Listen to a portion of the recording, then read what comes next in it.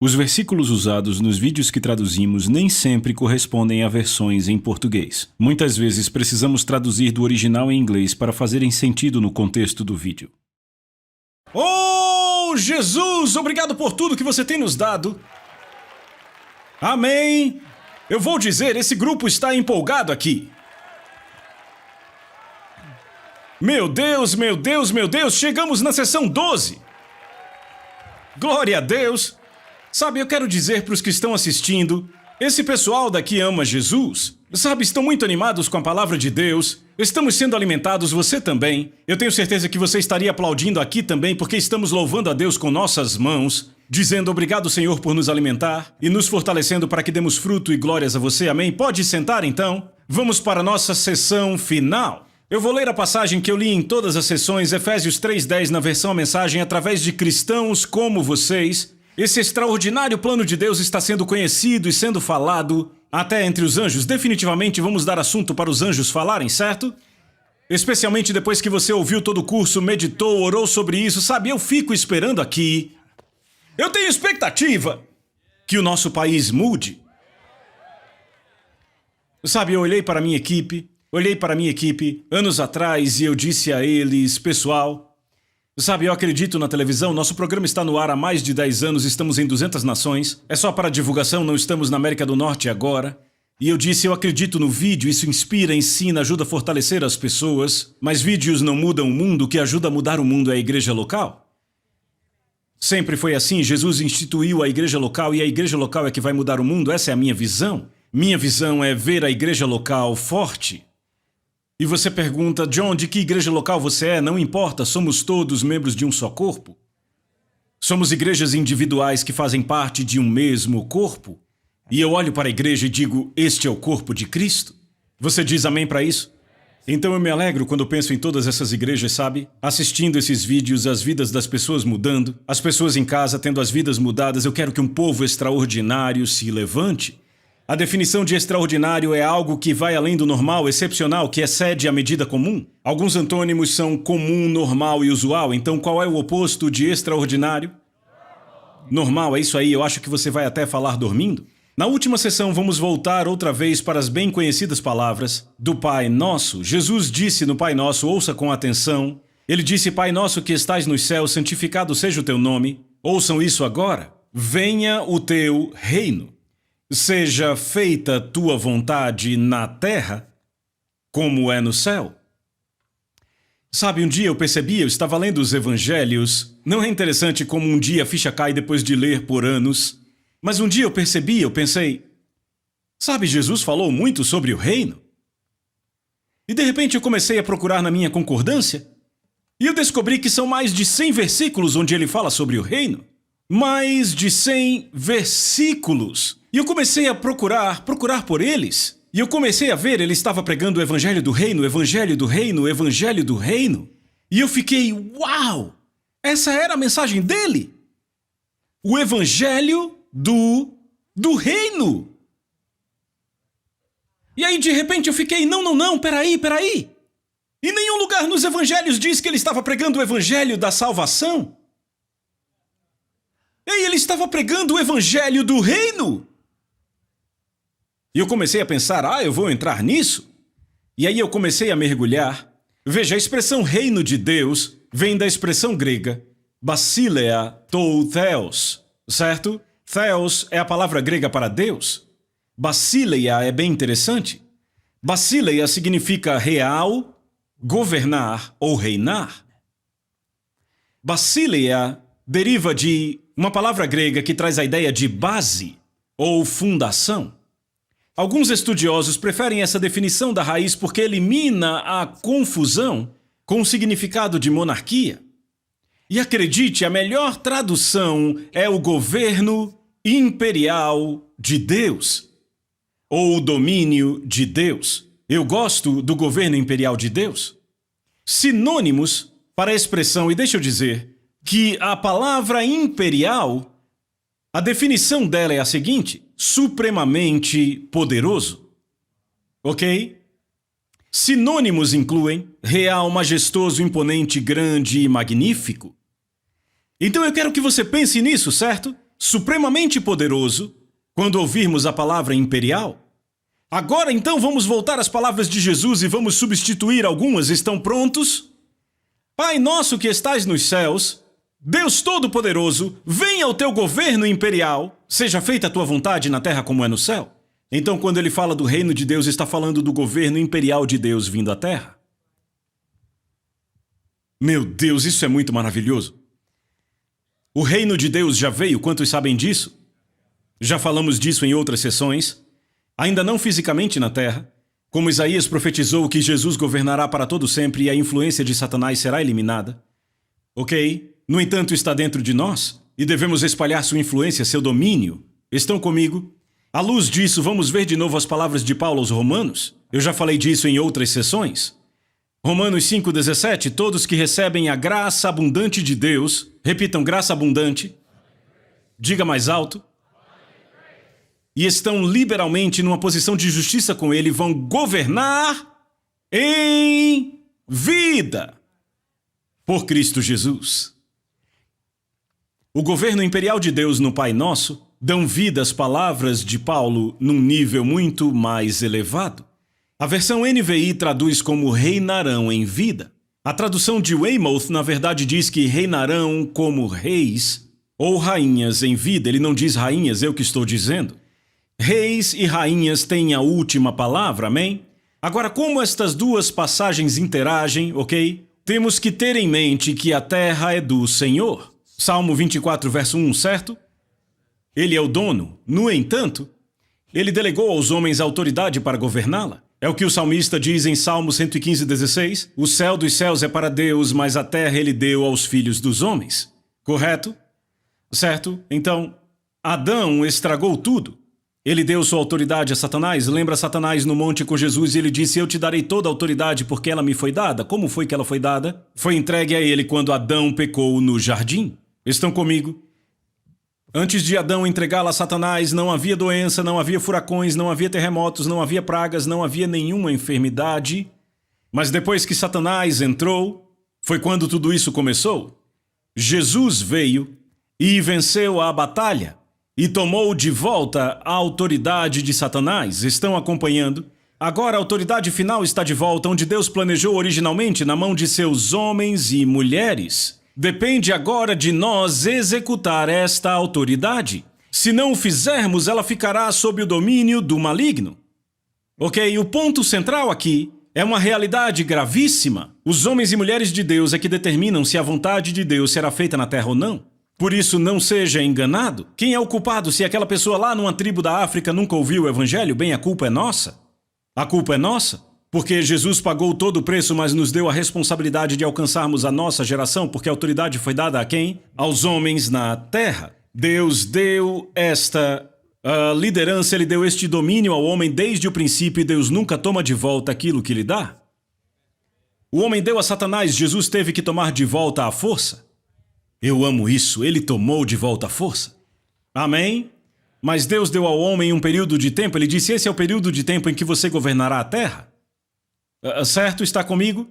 Eu pessoalmente acredito que esse período é de 7.000 anos, 6.000 anos conosco e 1.000 anos com Jesus governando. Você está comigo?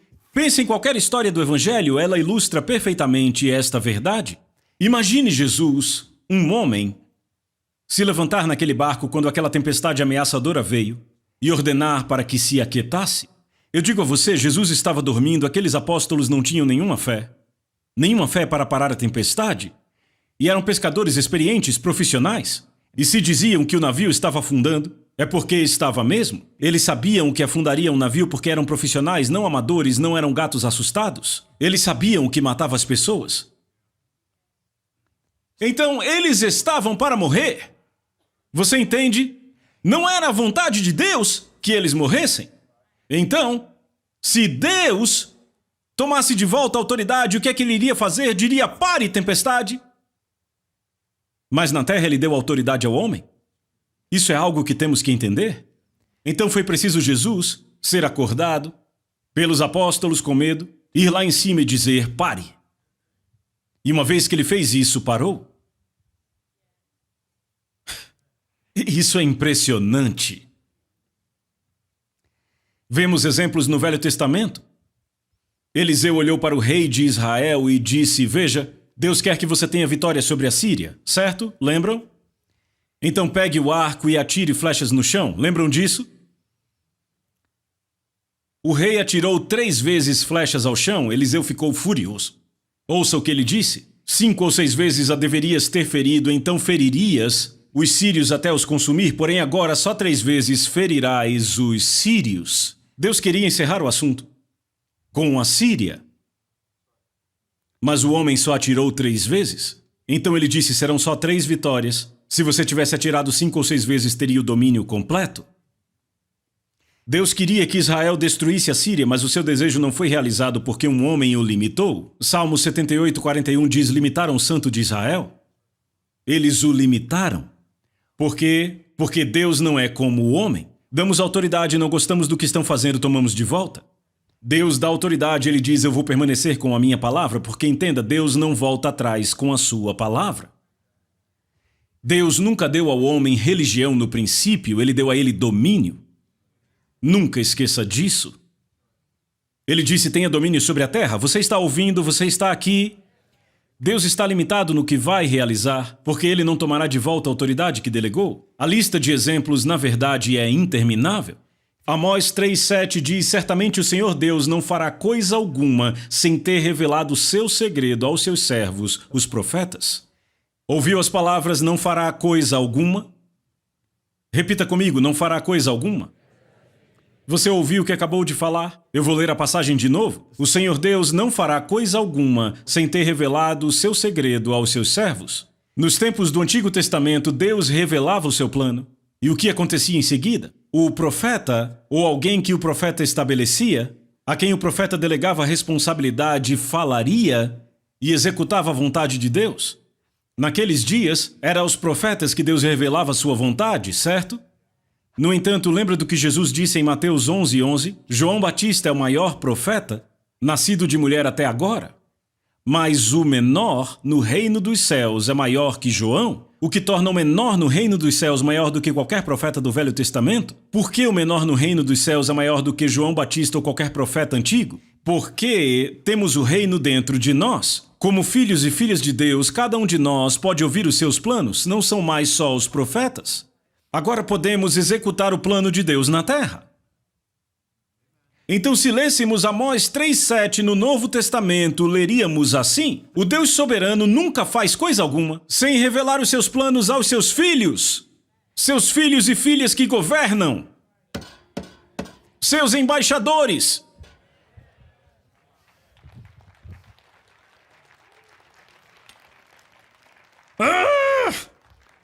Você viu isto? Então, quando assimilamos tudo isso no Pai Nosso, podemos falar da seguinte forma: você está pronto?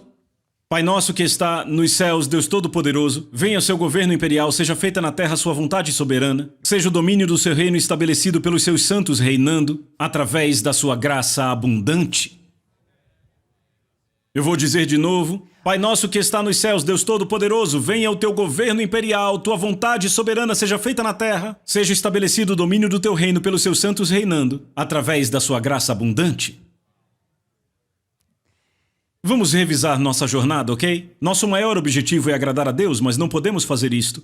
Não temos a capacidade de fazer isso em nossa própria força. Mas, como temos aprendido aqui, não fazemos em nossa capacidade, recebemos a graça que é o poder capacitador de Deus. A graça não só nos liberta do pecado, ela faz muito mais. Ela nos liberta da nossa natureza de pecado que nos mantinha cativos, ela nos faz nascer de novo, nos fazendo possuir a mesma natureza de Jesus Cristo, e o resultado disso, não apenas vivemos vidas piedosas, mas também produzimos os mesmos frutos que Ele, trazendo o governo imperial do céu a este mundo de trevas. Estão ouvindo? Jesus reinou em vida e nós devemos fazer o mesmo. Ok, você está mesmo entendendo isso? Agora ouça, como homem, Jesus tomou de volta o que Adão entregou a Satanás no jardim, e isso acabará culminando com a terra e todos os seus habitantes sendo restaurados à perfeição. No entanto, antes disso ocorrer, o reino está em pleno vigor nos corações dos crentes. Você entende? Do povo de Deus? Tudo o que temos que fazer é ouvir, crer e operar na graça de Deus, estabelecendo assim o seu domínio. Assim como Jesus trouxe o governo imperial do céu a todas as arenas da vida, devemos fazer o mesmo. Deixa eu citar uns exemplos. Simão, Pedro, ok? Batalhava em seu negócio de pesca comercial, no entanto, um encontro com Jesus e um dia fracassado se transformou no melhor dia da sua carreira no que diz respeito aos lucros. O casamento em Caná estava à beira do fracasso. Jesus não só o salvou, mas elevou o nível do casamento. O Estado não precisou cuidar de uma mulher desamparada depois que Jesus ressuscitou o seu único filho da morte. A dignidade dela foi mantida intacta e o seu legado prosseguiu. Quando Zaqueu encontrou Jesus, a sociedade ficou mais segura e mais próspera. A comunidade foi poupada do roubo e da pobreza porque um ladrão restaurado à dignidade não roubaria mais dos seus clientes. Mas não acaba aí. 400% foram restituídos aos que haviam sido defraudados, estimulando assim a economia. Você está acompanhando? Em outro incidente, um homem louco não iria mais se desgastar no confinamento solitário. Agora proclamaria as gloriosas novas, espalharia o domínio do reino a 10 cidades na Decápolis. E viveria uma vida produtiva. Você está vendo isto? Você está vendo como o governo imperial muda tudo, certo? Poderíamos prosseguir sem parar até além do que está escrito nos evangelhos. João disse que nem todos os livros do mundo poderiam conter os milagres de Jesus. Esse não é apenas o nosso modelo, mas é também o nosso mandato. Repitam, mandato. Nem todos são pastores ou mestres. Na verdade, muitos poucos são. Temos diferentes chamados e dons e somos chamados para diferentes arenas da vida, certo? Onde quer que sejamos colocados nas áreas da vida, devemos manifestar o extraordinário. Repitam, extraordinário. Nossos negócios devem florescer mesmo quando outros fracassam. Nossas comunidades devem ser mais seguras, agradáveis e prósperas. Nossos locais de trabalho devem crescer. Nossa música deve ser nova e original. Ela deve ser admirada, imitada, copiada, desejada. O mesmo deve acontecer com nossos projetos, nossa criatividade deve ser desejada em todos os níveis. Nosso desempenho, seja nos esportes, entretenimento, artes, mídia ou em qualquer outro campo, deve se destacar. Deve ser o melhor. Nossas cidades, estados ou nações devem florescer quando os justos são honrados e ainda mais quando eles governam. Nossas escolas devem se sobressair quando os justos ensinam. No final das contas, quando os extraordinários entram, deve haver abundância de criatividade, produtividade, tranquilidade, sensibilidade. Deve haver abundância de engenhosidade. E a lista continua. Tudo que há no céu deve se manifestar na terra. Nós devemos ser luz nesse mundo de trevas. Nós devemos governar e reinar como reis e rainhas nesta terra. Vemos lampejos disso no Velho Testamento. José sofreu muito na mão dos seus irmãos. Ainda assim, lemos sobre ele: o Senhor estava com José e o abençoou grandemente, enquanto ele servia na casa do seu senhor egípcio. Potifar notou isso e percebeu que o Senhor estava com José, dando a ele sucesso em tudo que fazia. Logo, Potifar pôs José no controle de toda a sua casa e confiou a ele todos os seus negócios. A partir daquele dia, com José no controle, Deus começou a abençoar Potifar por causa de José. Tudo corria bem em sua casa e suas colheitas e os seus animais prosperavam. Potifar prosperou de forma magnífica simplesmente porque José trabalhava para ele. Não apenas como funcionário, mas como escravo. Mesmo depois de acusado falsamente e jogado na prisão, José não apenas permaneceu abençoado, mas outra vez o ambiente dele prosperou. Ele foi colocado no comando de outros prisioneiros e lemos que o carcereiro mor não se preocupou mais com nada que estava aos cuidados de José, porque o Senhor estava com ele e tudo que ele fazia, o Senhor prosperava. A vida extraordinária acompanhou José em todo lugar que ele ia, até mesmo na prisão. Outro exemplo é o de Daniel e seus 3 amigos. Foram contratados para trabalhar para o governo da nação mais poderosa do mundo, a Babilônia. Mas, ao entrevistarem cada um deles, perceberam que cada um deles era 3 vezes melhor do que todos os conselheiros do rei. Trouxeram novos métodos e novos procedimentos. Rapidamente se adaptaram ao reinado, eram pessoas extraordinárias. Eu poderia dar outros exemplos, eu poderia falar sobre Davi, Jacó, Ruth e Esther, um exemplo após o outro. E se isso aconteceu no limitado Antigo Testamento, que estavam apenas próximos do reino, quanto mais isso deveria ser uma norma para aqueles que têm o reino por dentro. Somos a esperança do mundo, o sal da terra, devemos governar em vida pela abundância da graça e viver extraordinariamente. Talvez você pergunte: Deus espera que literalmente tomemos posse do mundo? Ele espera que tomemos os sistemas de governo, educação, entretenimento, finanças, mídia e comércio para que Jesus volte naquilo que preparamos para ele? A resposta é absolutamente não. Não é isso que a Bíblia ensina? O Novo Testamento relata claramente que antes da volta de Jesus, os sistemas do mundo estarão em trevas.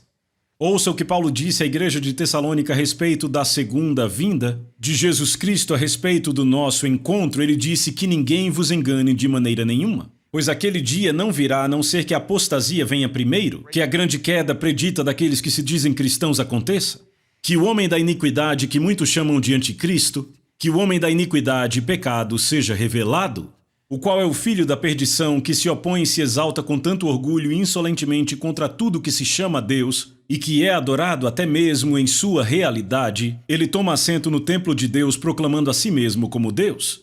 Vocês não lembram que quando eu ainda estava com vocês, eu lhes disse essas coisas? E agora vocês sabem o que está impedindo que ele seja revelado? Repitam, impedindo. Há algo impedindo que o homem da iniquidade venha. Quem é essa pessoa ou o que é isso que o está impedindo? Se continuarmos lendo, notaremos que não é só impedir o anticristo, é impedir a iniquidade em geral. Porque Paulo fala no versículo seguinte: pois o mistério da iniquidade, aquele princípio oculto de rebelião contra a autoridade constituída, já está em ação no mundo, mas ele é impedido só até aquele que o impede ser retirado do caminho. Então tem alguém impedindo a iniquidade?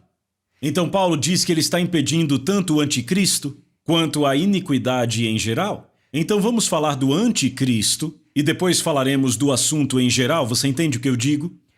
Certo, então, durante o reinado do anticristo, muita gente será salva.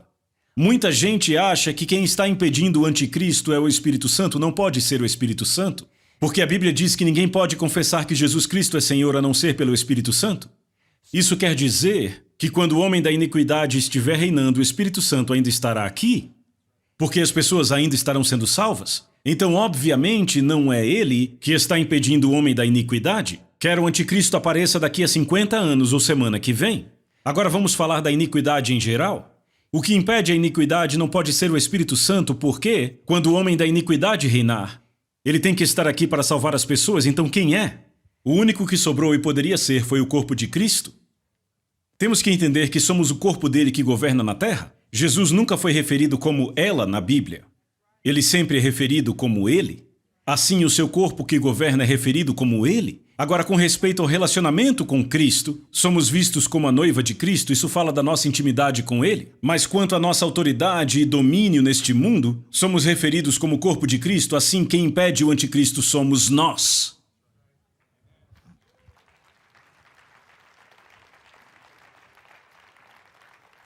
Você está pegando isso? O corpo de Cristo pode deter a iniquidade como o próprio Jesus fazia, reinando em vida. O nosso Senhor disse, João 9,5, enquanto eu estou no mundo, eu sou a luz do mundo. Jesus está no mundo, sim ou não? Fale alto aí. Sim, ele está. Não sua cabeça. Ele, a pessoa de Jesus Cristo, está sentado à direita do Pai. Mas o seu corpo ainda está nessa terra. Na verdade, foi uma pegadinha. Qualquer resposta estaria certa. Sim, ele está à destra do Pai, mas o seu corpo está na terra. Então o que? Ele ainda é a luz do mundo. Foi por isso que ele disse em Mateus 5,14, vós sois a luz do mundo. Todos nós somos um. Ele é a cabeça e nós o seu corpo. Assim como Jesus é, nós somos a luz do mundo. Por quê? Porque as trevas não podem vencer a luz, mas a luz detém as trevas. Eu nunca ouvi falar de uma lanterna de trevas, e você? Isso não existe, não dá para comprar um instrumento que quando você liga, de repente toda a luz vai embora e as trevas entram. As trevas não podem vencer a luz vence as trevas, certo? Se eu tivesse um auditório cheio de pessoas, digamos que estamos nesse auditório e fechamos todas as entradas desse lugar. Se impedirmos toda a luz, quantos sabem que ficará bem escuro? Mas se uma pessoa só tiver uma lâmpada, o que acontece? Acenderá uma luz nesse lugar? Mas se cada um de vocês tiver uma lâmpada, o que é que vai acontecer? Iluminamos esse lugar inteiro. Nós somos a luz do mundo, mas o problema é que poucos cristãos estão vivendo extraordinariamente. Assim, poucos de nós têm lâmpadas, mas eu tenho um sonho. Eu digo, eu tenho um sonho. O meu sonho é o seguinte, uma geração, abrangendo todas as idades, incluindo homens, mulheres e crianças, despertando para o que Deus pôs neles e se levantando para o seu glorioso poder, eles viverão de uma maneira tão extraordinária que multidões serão trazidas ao reino de Deus, não só pelo que eles pregam, mas pela demonstração do seu viver extraordinário, conquistando feitos notáveis. Eu creio que esse sonho é de Deus, porque Isaías disse assim: levantem-se e brilhem. A tua luz chegou. Ele está falando dos últimos dias e a glória do Senhor se levanta sobre ti. Notem que Isaías fala sobre a glória se levantando. Eu vejo tantos cristãos e fico tão frustrado. Eles ficam buscando um mover espetacular, notável, que caia sobre nós. Eu tenho uma novidade, eu acredito que vai acontecer diferente. Nós, o corpo de Cristo, acordaremos para o que Deus pôs dentro de nós, o tesouro nesse vaso de barro. E o que acontecerá é que nós, por agora começarmos a crer, esse crer vai acessar a graça e nós vamos nos levantar e a luz dele vai surgir de nós. E eu creio que certamente encheremos essa terra com a glória dele, amém? A glória do Senhor se levanta sobre ti, porque as trevas cobrem a terra e a escuridão os povos. Mas o Senhor se levanta sobre ti e a glória dele se vê sobre ti, e os gentios virão para a sua luz e os reis para o brilho do seu levantar. Deus, eu fico empolgado. Você diz: John, e quanto às provas? Vamos julgar a real agora, e quanto às provas? E quanto às provas? O que é triste é que a maioria das pessoas vê as provas como oposição. Mas deixa eu te dizer, a maioria das pessoas vê as provas como uma força que para. Mas elas não são isso. Elas precisam ser vistas por alguém extraordinário como uma oportunidade. Uma prova nunca deve ser vista como uma força que vem para nos parar, mas como uma oportunidade. Você ouviu o que eu disse? A tribulação não deve ser vista por uma pessoa extraordinária como uma força que vem para pará-la. Se você vir como uma oportunidade, como José, tudo que ele passou ele viu como oportunidade para treiná-lo para ser um grande governante. Um dos maiores do Velho Testamento, as adversidades de Davi fizeram dele não apenas um grande líder, mas moldaram seu coração para governar as pessoas. A experiência de Moisés o treinou não só para a liderança, mas para o quê? Para lidar com paixão como pastor, para levar o povo de Deus. Paulo disse à igreja antiga: através de muitas tribulações nos importa entrar no reino de Deus. Ele quis dizer nos levantarmos e entrarmos. Vamos ler assim: através de muitas tribulações nos levantamos e entramos no reino de Deus. Através de muitas tribulações nos levantamos e entramos no governo imperial de Deus. Será que isso faz sentido? Paulo teve uma atitude errada diante das tribulações. Ele estava sendo esbofeteado por um mensageiro de Satanás, estava bem difícil. Então, por 3 vezes ele disse ao Senhor: Senhor, tire isso de mim, eu não tenho habilidade para lidar com isso. E Deus finalmente disse: Paulo, será que você não entendeu? A minha graça é suficiente para você, pois o meu poder se aperfeiçoa na sua inabilidade. A fraqueza de Paulo era a sua incapacidade de superar o ataque satânico que vinha contra ele. E aí, quando Paulo teve a revelação de que a graça de Deus era o poder para superar aquilo, Paulo declarou o seguinte, 2 Coríntios 12, 9 e 10, ele disse: portanto, me gloriarei ainda com mais alegria nas minhas fraquezas, para que o poder, a graça de Cristo repouse em mim. Por isso, por amor de Cristo, regozijo-me nas fraquezas, nos insultos, necessidades e por aí vai, porque quando sou fraco, aí é que sou forte, porque sou forte na graça de Deus. A atitude dele mudou totalmente, veem isso? Por isso ele escreveu depois: somos mais que vencedores por meio daquele que nos amou. Eu vou deixar uma palavra final. E talvez esse seja o momento mais importante que eu terei com vocês. É o seguinte, eu vou simplesmente ler aqui o que eu escrevi. Deixo vocês com uma palavra final de advertência, uma exortação. Paulo escreveu aos Coríntios e disse: eu poderia ter o dom de pregar inspiradamente, eu posso ter todo o conhecimento e entendimento de todos os segredos, posso ter toda a fé para mover montanhas, mas se eu não tiver amor, isso não serve para nada. Se descobrimos quem somos na graça de Deus e a suprema grandeza do poder que reside dentro de nós, mas não formos motivados pela compaixão e pelo amor sincero, então de nada valeremos. Eu enfatizo isso ao máximo. Não valeremos não só para nós mesmos, mas para aqueles ao nosso redor. Jesus movia-se de compaixão, eu te encorajo a estudar sobre isso. Leia os evangelhos e veja quantas vezes ele teve compaixão. Literalmente era a força por trás da sua fé e da sua graça. Sabe o que é interessante? Paulo diz no livro de Gálatas: pois em Cristo Jesus nem a circuncisão ou a incircuncisão valem coisa alguma, mas a fé que opera pelo amor. o amor é a força motriz da fé?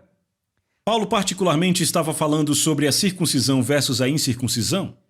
Ou sobre viver debaixo da lei versus viver no Espírito? Para nós, nesse curso, seria um pouco diferente, leríamos assim: pois em Cristo Jesus nem o comum ou o extraordinário valem coisa alguma sem amor. Mas o que é extremamente benéfico é a fé operando pelo amor. Ou seja, sua vida extraordinária conta quando sua fé está operando pelo amor. Tentar realizar a obra de Deus em nossa própria capacidade é tolice? A Bíblia deixa isso extremamente claro e eu ensinei o melhor que eu pude. Mas quantos tentam agradar a Deus meramente pela força humana sem a fé? Por outro lado, se você captar plenamente toda a revelação dada durante a nossa jornada e tentar viver de forma extraordinária sem amor, bem, isso também será tolice. No entanto, viver na capacitação da graça através da fé, motivado pela compaixão e amor sincero, valerá muito aos olhos de Deus e dos homens.